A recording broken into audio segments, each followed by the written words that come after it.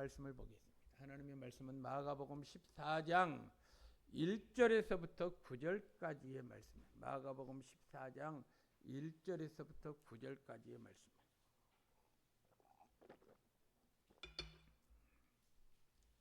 마가복음 14장 1절에서부터 9절까지의 말씀. 자, 이 계시된 하나님의 말씀을 제가 봉독합니다. 신약성경 79면이 되겠습니다. 79면입니다. 79면. 이 계시된 하나님의 말씀을 제가 봉독합니다. 이틀이 지나면 유월절과 무교절이라 대제사장들과 서기관들이 예수를 흉계로 잡아 죽일 방도를 구하며 이르되 밀란이 날까 하노니 명절에는 하지 말자 하더라.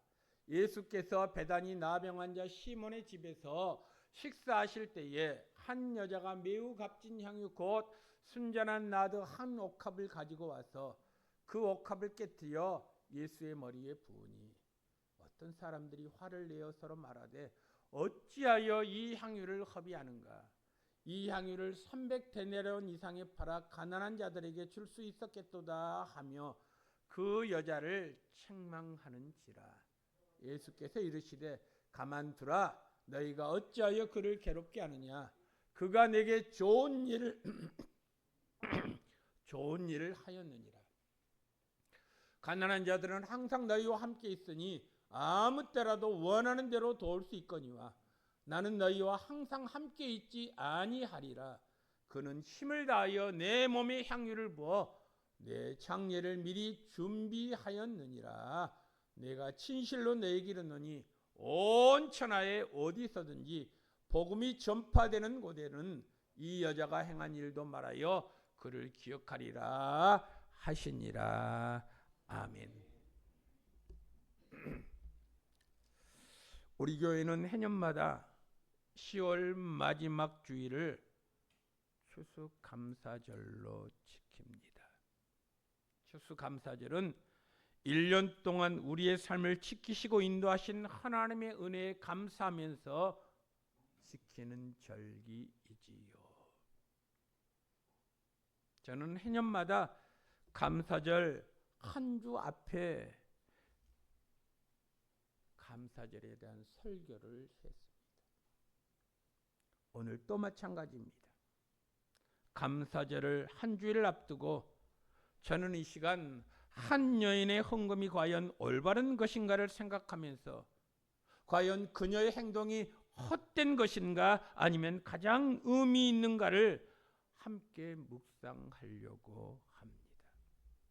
여러분, 우리가 주일을 하다 보면 그 일이 분명 주님을 위한 일이었는데도 사람들의 오해와 비난을 받는 경우가 종종 있습니다. 정말 사랑하는 마음으로 순수한 의도로 감사하는 마음으로 헌신했는데 도리어 내게 비난할 때 우리는 어떻게 해야 합니까? 그 비난의 말을 듣기 싫으니 안 하면 되는 것입니까? 비난하든 말든 상관치 아니하고 그냥 그 일을 해야 하는 것입니까? 어떻게 하는 것이 지혜로운 것입니까? 우리는 본문을 통해서 이와 유사한 환경에 처했던 한 사람의 반응을 우리가 찾을 수 있습니다. 오늘 본문 1절, 2절 말씀 보십시오. 이렇게 시작합니다.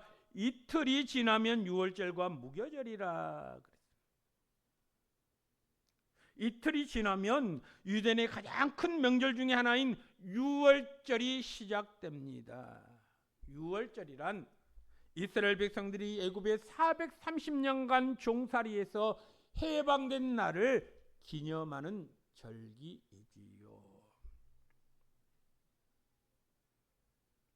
그 큰 명절을 앞두고 대제사장과 서기관들이 지금 예수를 잡아 죽이려고 합니다. 그것도 정상적인 방법이 아니라 트집을 잡아서 꼬투리를 잡아서 죽이려고 합니다. 오늘 본문에 나오는 1절에 나오는 대제사장들, 서기관들은 당시 최고의 종교기관인 산헤드린 멤버였습니다. 산헤드린 멤버들은 대제사장, 서기관, 장로들이 주축을 이루었습니다. 어떻게 보면 가장 신앙적이고 가장 존경받는 사람들의 모임이 산헤드린 모임입니다. 그런데 이런 사람들이 예수님을 죽이려고 지금 계략을 짜고 있었습니다. 그것도 예수님이 무슨 잘못이 있어서 죽이려고 하는 것이 아니라 시기와 질투심 때문에 그렇습니다. 많은 사람들이 대제사장과 서기관들은 따르지 아니하고 예수만 따르기 때문입니다. 그러다 보니 자연스럽게 마음속에 시기심이 불같이 일어났습니다. 여러분, 당시에 예수님 인기가 얼마나 활화살처럼 불타올랐는지 아십니까? 요한복음 12장 19절 말씀을 한번 보십시오. 이렇게 기록이 됐습니다. 요한복음 12장 19절 말씀 보니까요. 바리새인들이 서로 말하되 볼지어다.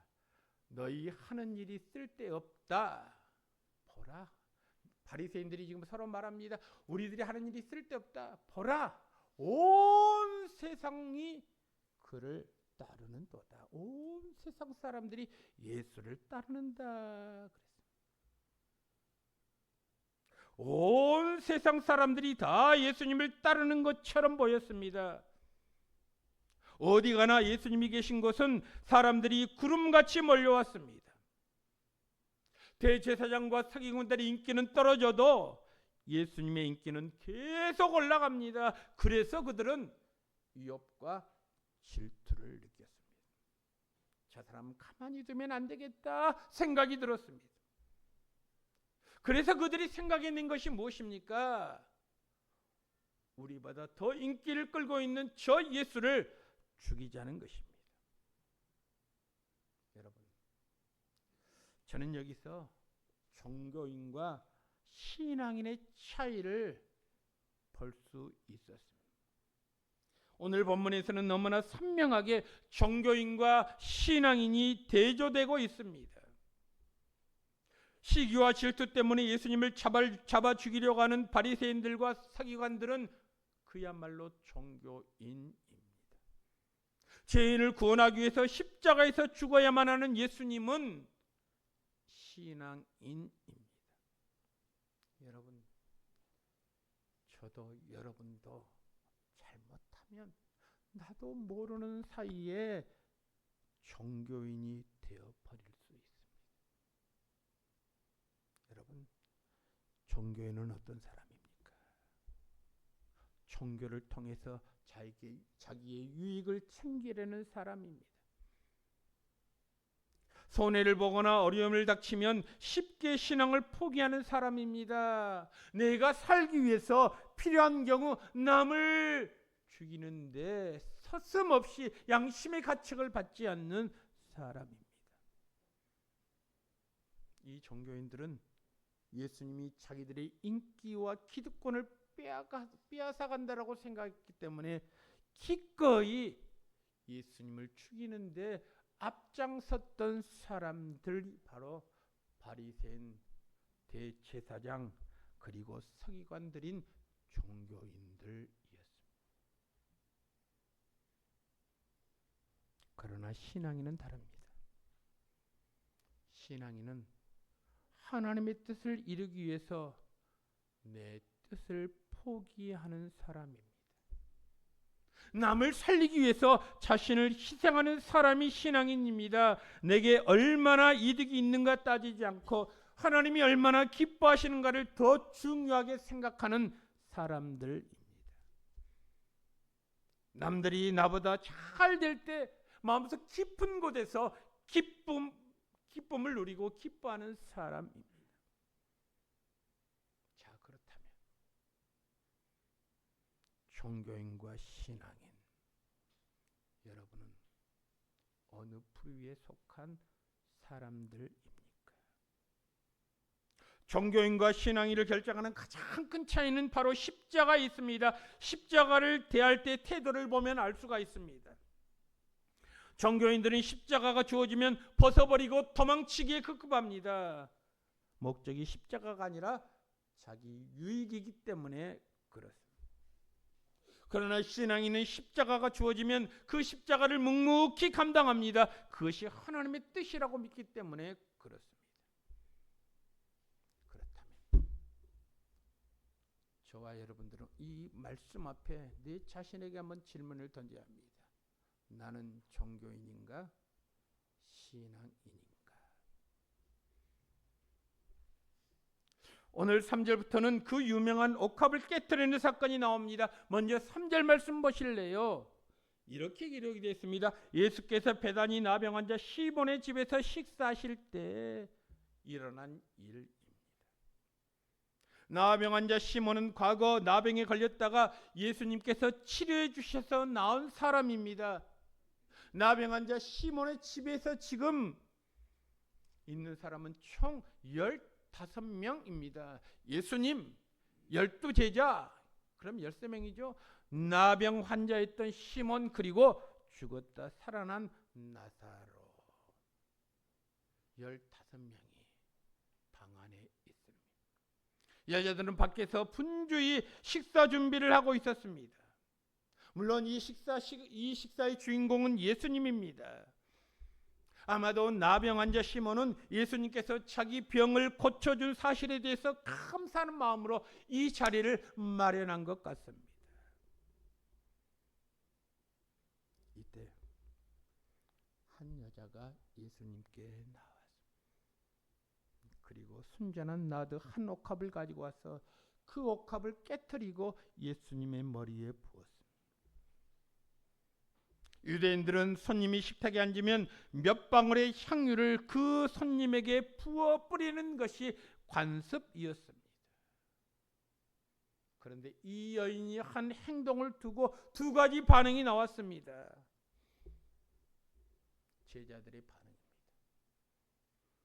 제자들은 아주 화를 내면서 왜 이 향유를 허비하느냐? 차라리 가난한 자들에게 주는 것이 낫지 않느냐 하고 이 여인의 행동에 대해서 비난했습니다. 그런데 예수님은 달랐습니다. 왜 저 여자를 괴롭게 하느냐? 그녀가 내게 좋은 일을 하였다라고 말씀하시면서 칭찬하셨습니다. 여러분, 한 가지 사건을 두고 왜 이렇게 두 가지 반응이 나온 것입니까? 그 이유가 무엇입니까? 이 여자의 헌신이 평소의 습관을 벗어난 너무나 파격적인 헌신이었기 때문에 그렇습니다. 파격적인 헌신이었습니다. 어느 정도였습니까? 오늘 3절 말씀을 다시 한번 보십시오. 매우 값진 향유라고 했습니다. 순전한 나드 한 옥합이라고 했습니다. 여러분, 여기서 나드는 히말라야에서 자라는 나무 뿌리에서 추출된 향유를 말합니다. 일반적으로 생산할 수 없는 히말라야에서 자라는 나무 뿌리에서 추출한 향유, 무척 귀한 것이라는 것을 우리가 알 수 있지요. 귀했기 때문에 당연히 몹시 비쌌을 것입니다. 그리고 하루 이틀에 이런 엄청난 양의 향유를 구할 수 없습니다. 그런데 그 향유를 담은 옥합을 가지고 와서 옥합을 깨트리고 그 전부를 예수님의 머리에 부어버렸습니다.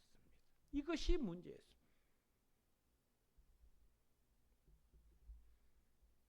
그녀의 이러한 행동이 제자들로 하여금 그녀를 좋지 않게 비난하면서 보았던 내용입니다.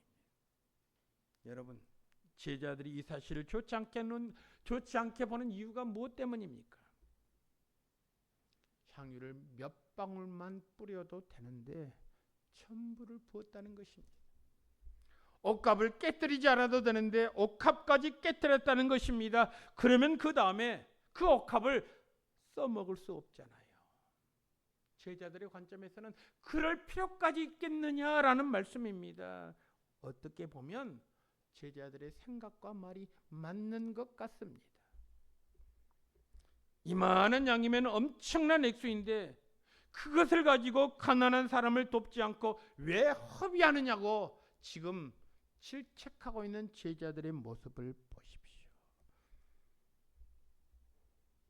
저는 이 말씀을 읽으면서요, 이 사람들의 말에서 제자들에 대해서 제일 마음에 안 드는 표현 한 가지가 있습니다. 오늘 4절 말씀 보십시오. 뭐라고 표현한 줄 아십니까? 이렇게 표현합니다. 어찌하여 이 향유를 허비하는가? 왜 향유를 허비하는가 하는 표현입니다. 제자들은 이 여인을 보면서 저 여인이 향유를 허비한다라고 생각했습니다. 여러분, 허비한다라는 말이 의미가 무엇입니까? 허비한다라고 하는 국어 사전적인 의미가 무엇입니까? 헛된 일에 사용한다라는 것이 바로 허비한다라는 말의 사전적인 의미입니다. 헛된 일에 사용한다. 여러분, 그 말은 그만한 가치나 가격이 안 되는데 했을 때 사용하는 표현이 바로 허비라는 단어입니다. 그러면서 차라리 가난한 자들에게 주는 것이 더 가치 있는 것이라고 버럭 화를 내면서 이 여인을 훈계하듯이 이야기하고 있습니다. 자, 여러분 어떻습니까? 여러분도 그렇게 생각하십니까? 이 여인이 주님께 한 행동이 과연 허비입니까? 주님께 드리는 것이 과연 허비였습니까? 그런 반대로 주님께 드리지 않고 사람에게 드렸다면 그것은 허비가 아닙니까? 여러분, 가장 귀한 것은 주님께 드릴 때 정말 가치가 있는 것입니다. 그런데 그 모습을 제자들이 보고 허비라고 했으니 이 여인이 얼마나 무안했겠습니까? 그럼 제자들의 말처럼 주님께 드릴 것을 사람에게 드리는 것은 허비가 아닙니까? 사람을 기쁘게 하는 것은 허비가 아니고 주님을 기쁘게 하는 일은 허비입니까? 여러분, 이 일에 대한 주님의 평가가 무엇입니까? 우리는 그녀가 한 행동에 대한 주님의 평가를 들어보아야 합니다. 6절 말씀 보십시오. 이렇게 말씀합니다. 6절 말씀, 그가 내게 좋은 일을 하였다. 주님의 평가입니다. 그가 내게 좋은 일을 하였다. 좋은 일이다라는 것입니다. 8절 말씀 보십시오. 이렇게 기록이 되어 있습니다. 힘을 다하여 내 몸에 향유를 부어 내 장사를 미리 준비하였다. 할 수 있는 한 최선을 다해서 준비했다라는 것입니다. 최선을 다해서 준비했습니다. 그리고 9절 말씀 보십시오. 이렇게 기록이 되어 있습니다. 온 천하에 어디서든지 복음이 전파되는 곳에는 이 여자의 행한 일도 말하여 그를 기억하리라. 여러분, 6절, 8절, 9절 이 주님의 평가를 우리가 들어보면 주님이요 너무너무 이 여인의 한 행위에 대해서 기뻐하셨습니다. 그러면서 이 일을 두고두고 후세에도 전하고 싶었습니다. 그래서 복음이 전파되어지는 곳에는 어디서든지 이 여자의 행한 일도 꼭 말하여 그 여인의 일을 기념하리라. 그렇게 지금 말씀하고 있는 것 아닙니까? 너무 기뻤다는 표현입니다. 그런데 여러분, 오늘 성경 말씀 보십시오. 참 이상한 것은 주님은 그렇게 기뻐하시는데 정작 제자들은 화를 내고 있었습니다. 성기를 내고 있었습니다. 주님이 기뻐하시면 같이 제자들도 함께 기뻐해야 마땅하지 않습니까? 선생님은 기뻐하는데 제자들은 화내고 있습니다. 어째 이런 일이 있을 수 있단 말입니까? 여러분, 이 여인과 제자들의 차이는 한 가지였습니다. 주님의 가치를 얼마나 알고 있느냐는 것입니다. 그 가치를 얼마나 알고 있느냐, 여러분. 여인에게 있어서 예수님은 이 세상의 모든 것을 드려도 아깝지 않는 분이라고 생각했습니다. 이 여인에게 있어서 주님은 가장 귀한 분이라고 생각했습니다. 여러분, 가장 귀한 분께 드려지는 것은 아무리 귀한 것을 드려도 그것은 허비가 아닙니다. 주님은 마땅히 그런 것을 받을 자격이 있는 분입니다. 오늘날 믿는 사람 중에도 이런 사람들이 있습니다. 어느 날 기독교 방송을 들어보니까요, 이런 상담하는 사람들이 있었습니다. 목사님, 11조를 꼭 교회에 드려야 합니까? 차라리 가난한 사람이라 어려운 사람 도와주면 좋지 않습니까? 아마 이 상담하는 사람도 주님께 드리는 것보다는 어려운 사람을 도와주는 것이 더 가치 있는 일이라고 생각한 것 같습니다. 오늘 본문의 제자들과 비슷한 생각을 가지고 있는 분 아닙니까?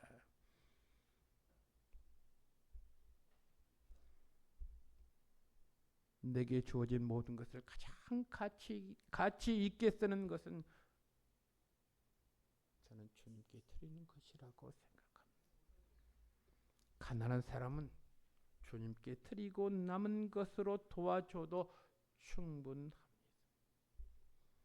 그러나 많은 사람들은 주님의 것을 빼서 가난한 사람 도와주는 것이 더 좋다라고 생각합니다. 아닙니다, 여러분. 주님의 것은 주님께 드려야 합니다. 주님께 드리는 것은 절대로 허비가 아닙니다. 가장 잘 드리는 것입니다. 가장 가치 있게 쓴 것입니다. 우리 주변에 보면요, 참 이상한 사람들이 있습니다. 신앙이 있노라 하면서도 주님께 대한 태도를 보면 엉망입니다. 어떤 분은 주님께 헌금 드리는 것은 성질내면서도 자기를 위해 물건 사는 것은요, 당연하게 생각합니다. 그렇다고 물건 사지 말라는 것이 아닙니다. 데이트하는 시간에 대해서는 아까워하지 않으면서 교회 모임이 많은 것은 아까워하는 사람이 있습니다.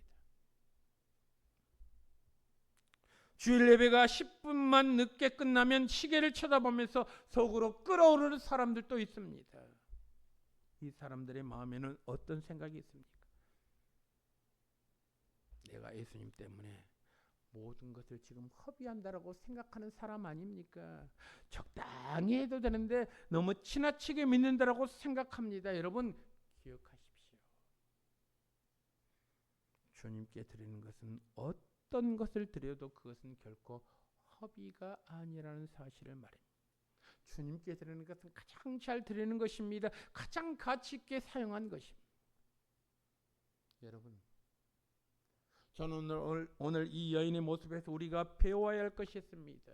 배워야 할 것이 네 가지라고 생각합니다. 그 첫 번째는요, 이 여인은 오랫동안 주님을 위해서 향유를 준비했다라고 하는 사실입니다. 다시 한번 3절 말씀 보실래요? 3절에 순전한 나드 한 근은 하루아침에 모아지는 것이 결코 아닙니다. 5절 말씀에 보니까 이 향유의 양은 최소 300데나리온 이상 된다라고 했습니다. 여러분, 한 데나리온은 그때 당시 노동자의 하루의 품삯입니다. 300데나리온은 노동자의 1년분의 임금이지요. 우리나라 돈으로 계산하면 하루 10만 원 일당이라고 생각하면 300일 3천만 원어치의 향유입니다. 이와 동일한 본문이요, 요한복음에 기록되어 있습니다. 이 여인을 가리켜서 요한복음에서는 마리아라고 말합니다. 그런데 여러분, 마리아의 가정은 결코 부유한 가정이 아닙니다. 넉넉한 가정이 아닙니다. 정말 가난한 여인이 이 정도로 모으려면 몇 년은 걸리는 액수입니다. 이렇게 한 옥합을 가득 채웠다는 것은 그만큼 오랫도록 준비했다라는 것입니다. 몇 년 동안 못 먹고 못 쓰고 전략하면서 모은 양입니다. 준비했다는 것도 아름답지만 더 아름다운 것은 그녀는 이것을 준비하면서 늘 마음에 주님을 생각했다라는 것입니다. 생각하면서 준비했습니다. 여러분, 하루 이틀 순간적인 결심에서 나오는 결단이 아니라 오랫동안 이 일을 위해서 주님을 생각하면서 준비했다라고 하는 사실입니다. 이 귀한 향유를 마리아는 어떻게 했습니까? 옥합을 깨뜨렸다라고 했습니다. 옥합을 깨뜨렸다. 여러분, 처음에 이 본문을 읽을 때 저도 이런 생각을 했습니다. 뭐 깨뜨릴 것까지 있나? 그냥 부으면 되지. 여러분, 부으면 되지. 옥합을 깨뜨렸다라는 것입니다.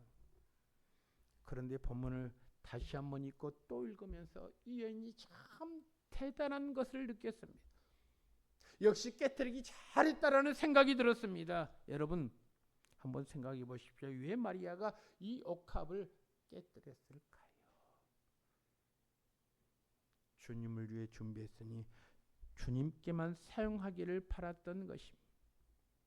어느 날은 주님을 위해 사용되고 어느 날은 다른 목적으로 사용되고 또 다른 날은 다른 것을 담는 데 사용하기를 결코 원치 않았다라고 하는 사실입니다. 그릇 하나조차도 주님을 위해서 온전히 드려지기를 원했습니다. 여러분, 순결을 아십니까? 순결은 가장 사랑하는 사람 한 사람을 위해서만 드려지는 것이 바로 순결입니다. 만약 이 남자 저 남자에게 사용된다면 그것은 매춘이지 순결이 아닙니다. 여기에 마리아의 신앙이 있습니다. 주님을 위해서만 사용되어지고 주님을 위해서만 드려지고 싶었던 이 여인의 간절한 마음이 있었습니다. 그 향유를 남겨두면 다시 언젠가 세상 목적을 위해서 사용될지도 모르기 때문에 아예 깨트려 버린 것입니다. 여러분, 우리가 생활하면서 시시때때로 양다리 걸칠 때가 얼마나 많습니까? 입술로는 주님을 사랑한다라고 주님을 위해 살고 싶다라고 말하면서 한쪽으로는 세상적으로는 잘해보고 있다는 그런 생각은 없습니까? 주님이 부르신 길을 걸어가면서도 한편으로는 혹시 더 좋은 길이 오면 언제든지 가겠노라고 생각하지는 않습니까? 길을 엿보지 마십시오. 주님을 위해서 살기로 했다면 주님께만 드리십시오. 드리려면 다 드려야지 않겠습니까? 다시 세상적인 목적을 위해서 사용되기를 거부해야 되지 않겠습니까? 여러분, 오늘날요 영적인 매춘부들이 얼마나 많은지 아십니까? 주님을 위해서 깨쳐버리면 되는데 안 깨지고 남겨두려니까 이런 유혹이 오는 것 아니겠습니까?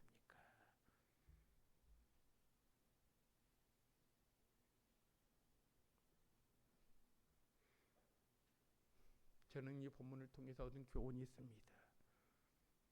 그것이 무엇입니까?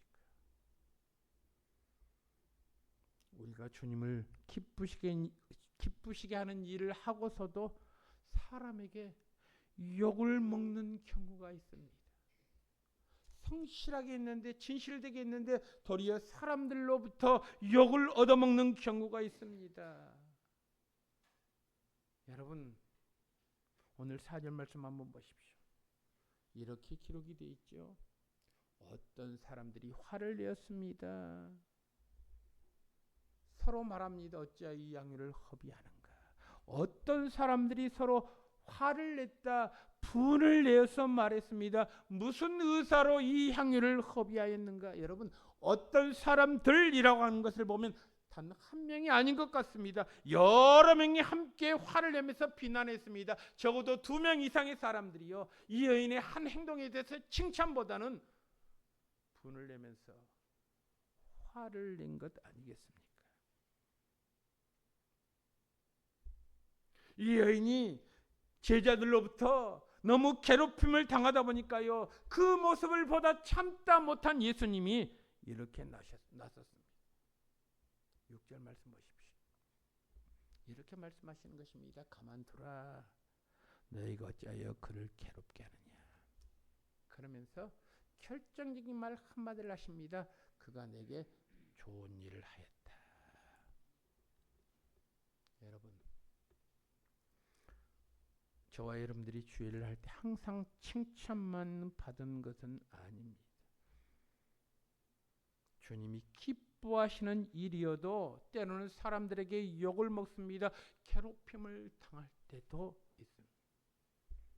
더군다나 여러분, 이 여인을 비난했던 사람들이 누굽니까? 주의 제자들입니다. 믿는 정도가 아니라 아주 잘 믿는 사람들입니다. 예수님을 가장 가까이 있었던 사람들이 바로 이 여인을 비난했던 사람들 아닙니까?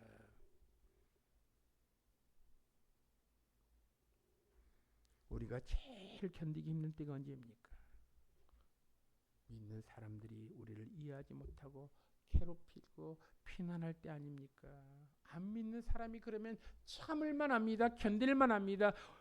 믿지 않는 사람들이 나에게 대해서 반대를 하면요, 오히려 감사할 수 있습니다. 그런데 믿는 사람들이 그럴 때는요, 정말 괴롭기 짝이 없습니다. 그런 경우들이 얼마나 많습니까?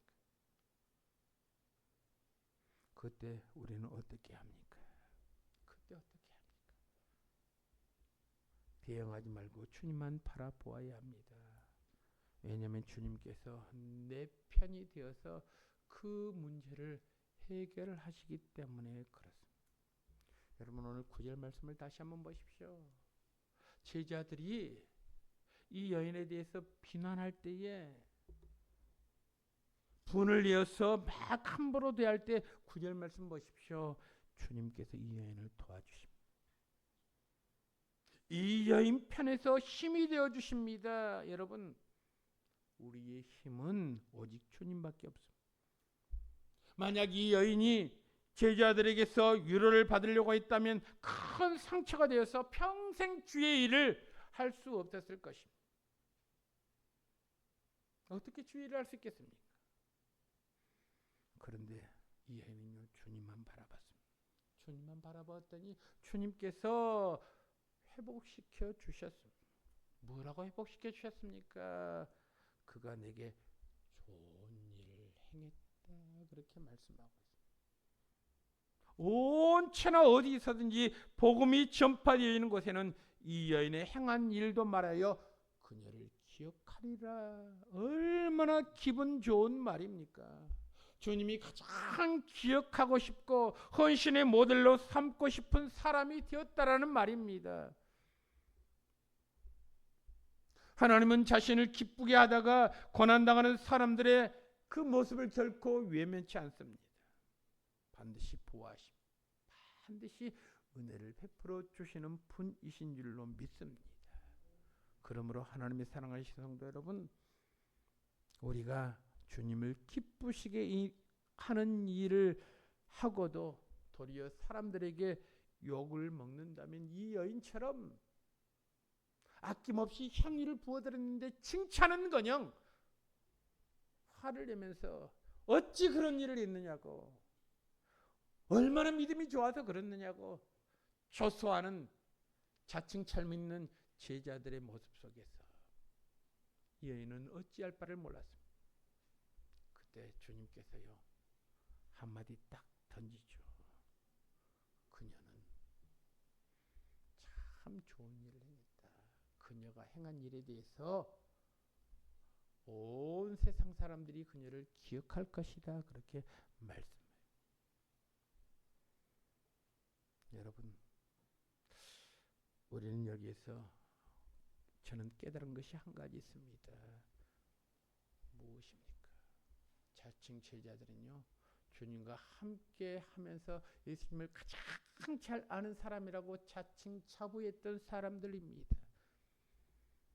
그런데 여러분, 오늘 본문 말씀을 가만히 읽어보니까요, 이 여인만큼 주님의 마음을 아는 사람이 없었습니다.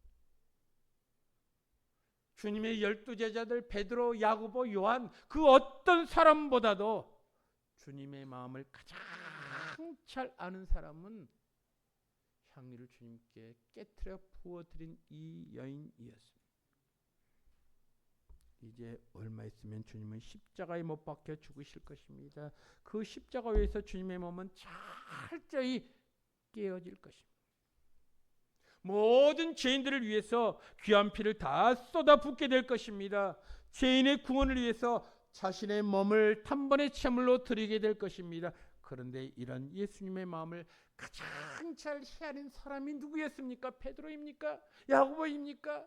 요한입니까? 아니요. 오늘 본문에 등장하는 여인 마리아입니다. 그녀는 옥합을 깨뜨렸습니다.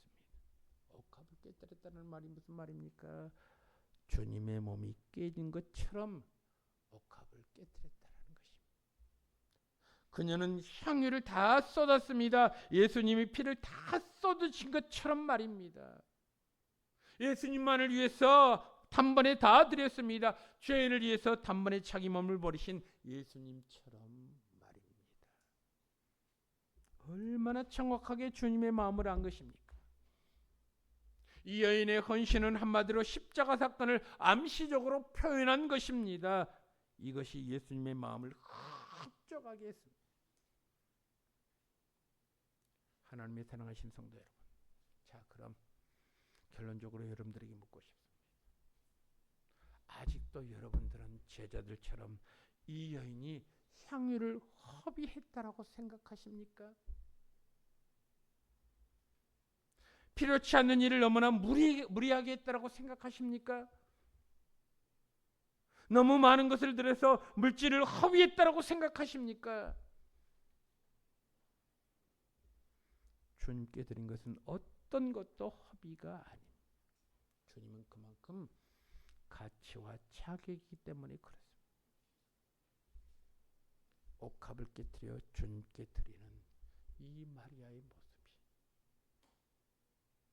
저에게 그리고 여러분들에게 있기를 원합니다. 다음 주일은 추수감사절입니다. 나의 가장 소중한 향유를 정성껏 준비해서 주님께 드리는 천성의 모든 식구들이 되기를 주님의 이름으로 축복합니다. 어제 제가 간증을 하나 할게요. 어제 제 집사람하고 점심을 먹고 있는데 한 통의 전화가 왔습니다. 한 통의 전화가 왔는데요. 자기 간증을 하는 것입니다. 목사님, 그분은 순천 사람이 아닙니다. 안양에 사는 분입니다. 안양 어떤 빌딩의 7층에서 일하시는 분인데 갑자기 안양 지역에 바람이 불어서 간판이 떨어져 나갔다는 거예요. 7층에 있던 간판이 떨어져 나갔다는 거예요. 얼마나 놀랐겠습니까, 여러분? 2층에 있던 간판이 떨어져도요, 인명피해가 있는 것입니다. 물질적인 피해가 있는 것입니다. 그런데 여러분, 7층에 있던 간판이 떨어졌으니 얼마나 사람들이 기겁했겠습니까? 놀라서요 1층으로 뛰어내려갔다. 그랬더니 이분의 고백입니다. 목사님, 7층에서 간판이 떨어져 나갔는데 전혀 인명피해 하나 당하지 아니하고 물질적인 피해 전혀 당하지 않았습니다. 그러면서 갑자기 제가 생각이 나더랍니다. 왜냐하면 제가 새벽마다 기도하는 분이었거든요. 새벽마다. 그래서 가만히 생각해 보니까 제가 갑자기 생각이 나더랍니다. 그래서 저에게 전화가 온 것입니다. 목사님 감사합니다. 저는 그분에게 해드린 것 단 하나도 없습니다. 기도밖에 없습니다. 그런데 그분이 저에게 고백하는 것입니다. 내가 돌이켜보니까 내 능력으로 내 힘으로 열심히 삶을 살려고 했는데 예기치 않는 일로 인해서 내가 정말 아찔한 순간을 당했는데, 그래서 간판이 떨어져서 조그만 인명사고나 물질적인 사고가 나면 나에게 큰 어려움이 닥칠 것이라고 생각했는데, 감사하게도 간판이 떨어질 당시에 그 번화가인 이 안양 지역에서 아무 사고가 일어나지 않고 인명피가 나지 않아서 얼마나 감사한지, 그때 갑자기 목사님이 생각나서 전화를 드렸습니다. 그런 고백을 하더라고요. 하나님의 사랑하시는 성도 여러분, 그렇습니다. 그래서 이분이요, 내가 감사하는 마음으로 조금 정성을 드리겠습니다. 다음 주 추수감사절이죠. 제가 감사하는 마음을 조금 담겠습니다. 그런 고백을 하시더라고요. 여러분, 당연합니까? 지금 숨 쉬고 있는 것이 당연합니까? 지금 걷는 것이 당연합니까? 오늘 이 시간 주의전에 걸어서 나오는 것이, 차 타고 오는 것이 당연합니까? 아니요. 하나님의 놀라운 은혜인 줄로 믿습니다. 오늘 이 여인의 고백을 다시 한번 드려보십시오. 이 여인은 가진 것이 많은 여인이 아닙니다. 정말 어렵게 사는 여인이었습니다. 그런데 주님 생각하면서 1년 넘게, 아니 2년 넘게 꾸준히 조금씩 이 향유를 모아서 주님께 완전히 부어드린 그 모습을 보고 베드로, 야고보, 요한 제자들이요, 주님을 이 여인의 행동이 비난했습니다. 허비하느냐고 책망했습니다. 그런데 이 여인의 마음은 허비가 아니었습니다. 주님을 사랑하는 마음의 표현이었습니다. 여러분, 그렇습니다. 우리가 해년마다 추수감사절을 지킵니다. 올 2025년을 돌아보면서 하나님, 정말 주님의 은혜를, 내가 숨 쉬는 것만으로도 하나님의 놀라운 은혜입니다. 성도들을 볼 수 있는 것만으로도 하나님의 은혜입니다.